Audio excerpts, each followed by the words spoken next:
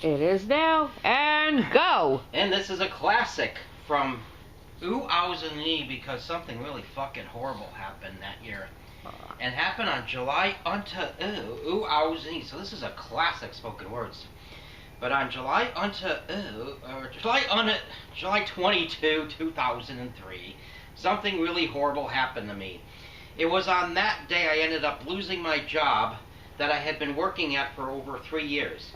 And I still have that part-time job left, and I wish that I don't know. I don't want to say I would I don't want to say I want to lose that job, because it would give me more.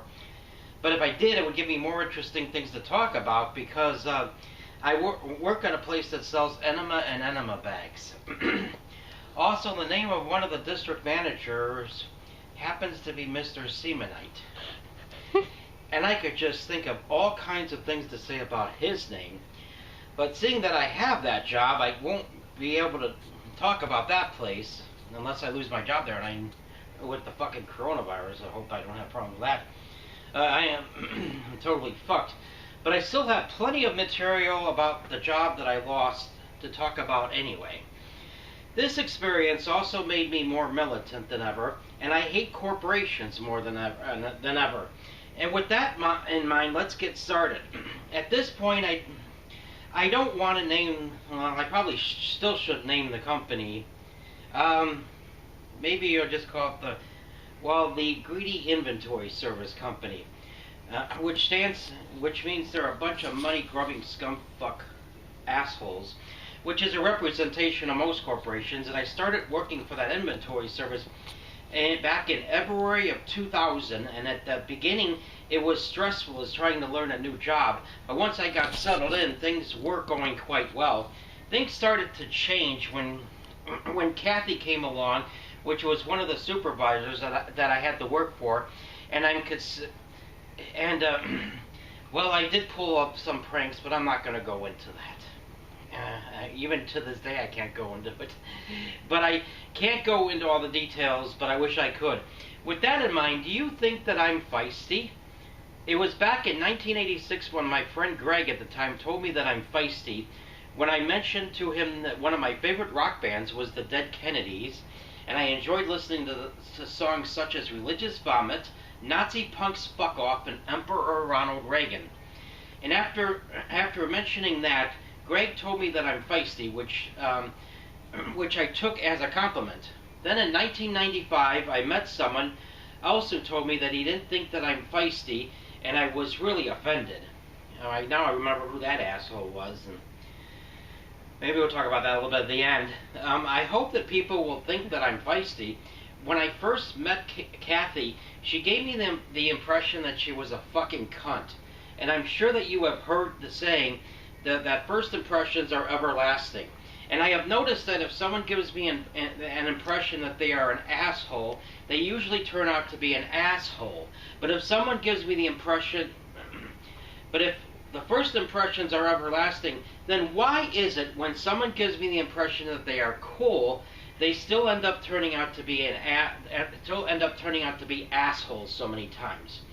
Meanwhile, things really started to go down the toilet at my job at that inventory service in January 2001, when they decided to set a quota on how many pieces people should be doing an hour, and it's this fucking quota fucking bullshit that really started to cause me to start hating this job. And the quota was almost always more than I could do, and I didn't have any major problems with Kathy until February 27, 2002, but she had this very cold and hostile personality, and she seemed to favor some people while being very evil, cold and vicious, but being very cold and vicious towards me. On February 27, 2002, Katie sent me home because I made too many mistakes, something that everyone does from time to time. And in May 2002, I was so relieved when I found out that Kathy was transferred to another district, and I was so relieved, but in November 2002, they decided to transfer her back to the district that I was working in, which ended up leading to the demise of my job. And having to put up with her fucking shit made my life miserable, which got started on January 5 of 2003 when I came into a job, and Kathy was in an extremely bitchy mood, and she was very mean to me.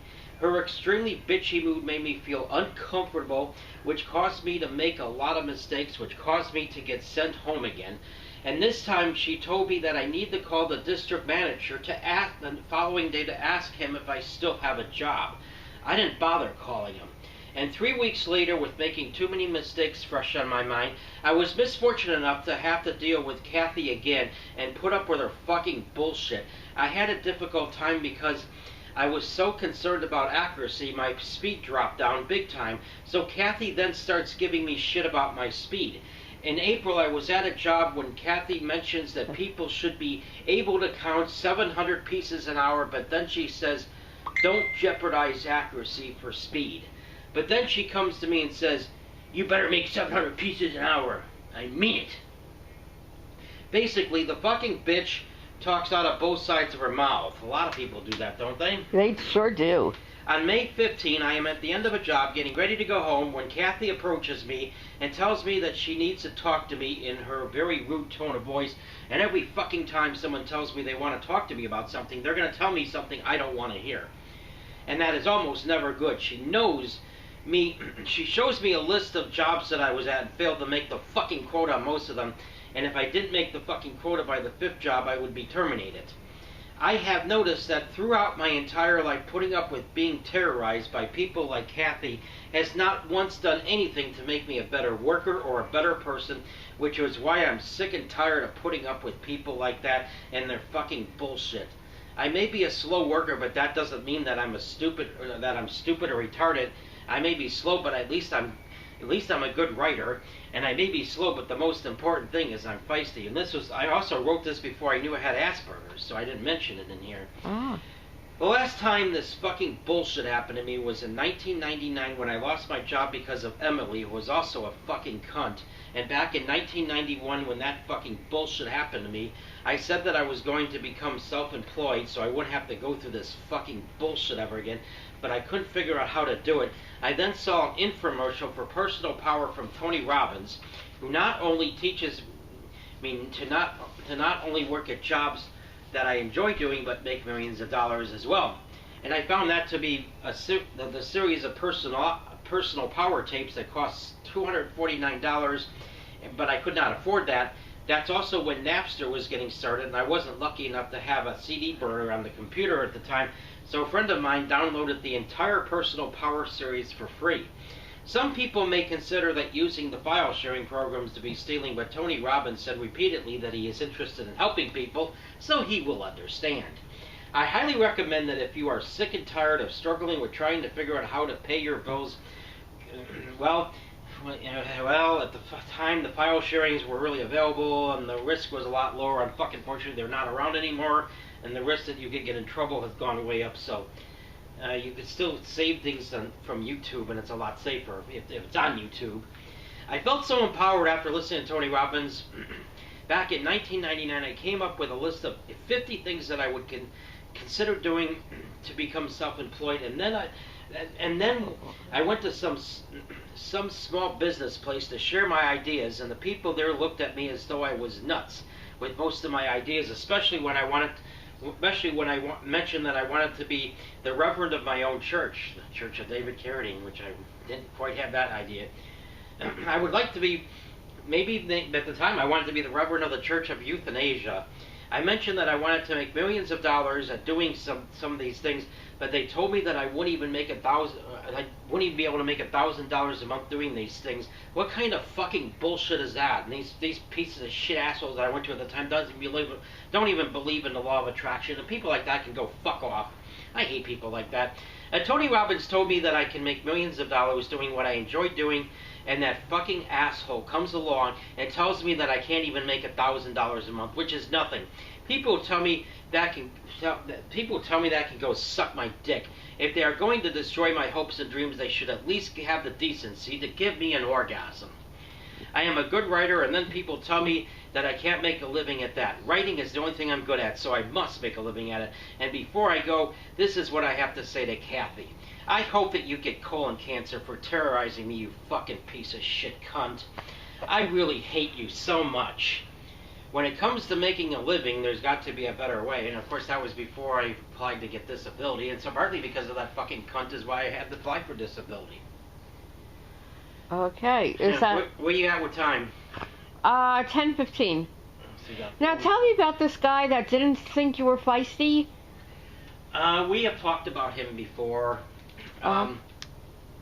He's the same person who, you know, told me I could make money in the stock market. He told me, we talked about him just a couple of weeks ago. He told me I could make, you know, and we went into the pet store or the cat furniture store, and, you know, it cost $30 just for that tiny thing for the cats that the cats like to climb up. And I said I could build something on my own for only a few dollars, and he said, and I asked him how I could do it. He said, he's the asshole who said, figure it out, man. You can't figure out your problem. Well, it was very nasty of him, but there is something to be said for figuring stuff out yourself is very empowering, and it feels great. It sure does, but then I'm overwhelmed with 500 things to do. That's what fucks me. Then you do it one at a time. But don't listen to people like him. I don't listen to people like him. People like that can go fuck off. Yeah. He's also the same person. He's the same with the making money in the stock market.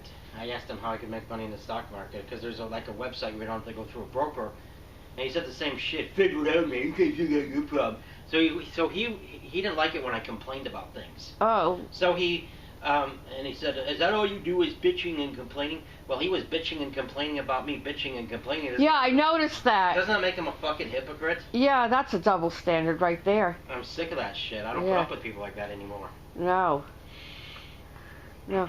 And as far as Kathy the cunt, which she certainly is, I get that for certain jobs you have to achieve a certain amount of productivity, but the way she went about it with you, that did not help. It's not going to make you work any faster or better.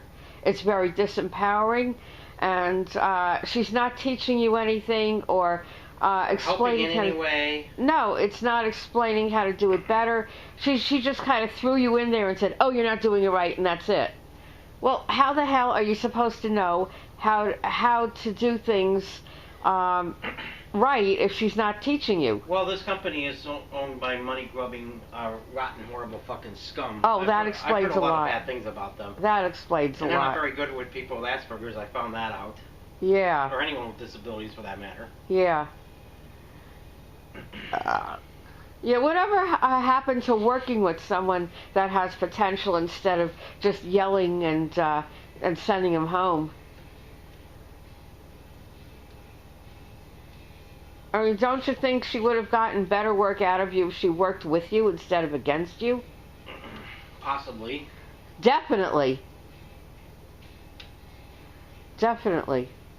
But she was a stuck-up fucking cunt. Yeah, I gathered that. Do you hope she gets... Do you think she got colon cancer? It would be lovely. Or maybe if she's still alive, maybe with any luck she'll get the coronavirus. This is true. But most people who get the coronavirus recover very, very well. It's just a small percentage that croak. But you're very sick for a while, though. Yeah, do you think she'll be shitting out diarrhea if that happens? Coronavirus? Yeah. Not with coronavirus. Possibly, you never know. Yeah, you never know.